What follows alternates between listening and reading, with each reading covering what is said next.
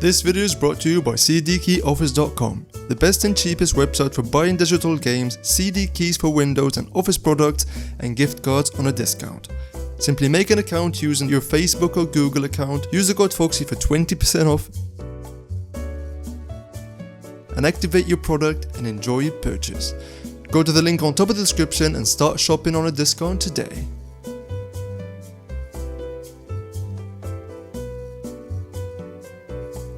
Hello everybody and welcome back to a new video. Today I'm going to be showing you guys how to fix a display capture problem on OBS. So I actually just made a video about how to troubleshoot the problem, or how to avoid small mistakes and not mistake them for the actual problem. If that didn't fix your problem, then this video should fix your problem. So if you have a laptop, chances are you have this problem. I can't talk about all of the problems, but this could be one of them. So I really advise you to watch this video till the end.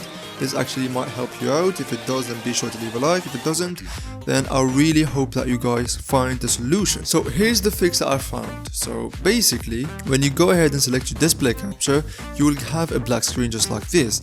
And why does that happen? So one way I thought of to fix this is go to any space on your desktop, right click it, go to display settings, scroll down, go to graphics settings, make sure this one says off, make sure this one says desktop app, and then browse, and then go ahead to your OBS directory, which should be something just like this, and then go to your OBS program and then add it, and then you will have it added right now. Press it once, then go to options, and let me explain to you what you should be doing right now. So in my case, I have a desktop GPU. I only have one GPU, I have only one PC, which means I only have the NVIDIA GeForce GTX 1050 Ti, which is the graphics card that is running my computer right now. In some cases, you might have two different GPUs running, your main graphics card and your actual Intel HD graphics. Your PC might be using two different GPUs in order to save power.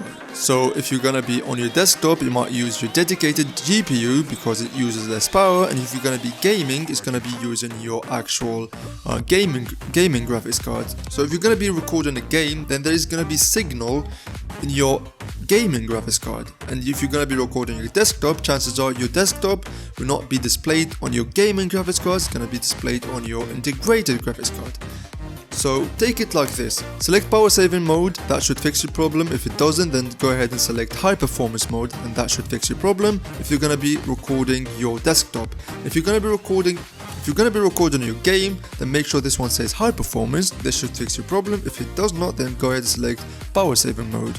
For me, it's going to be power saving mode. It's going to be either because I only have one GPU, and press save, and this should fix your hardware problem. It is literally as simple as this. Guys, keep in mind that there is a lot of problems that could cause black screen. I only mentioned a few of them. I cannot mention them all. Guys, if this video helped you out, then be sure to leave a like rating on today's video.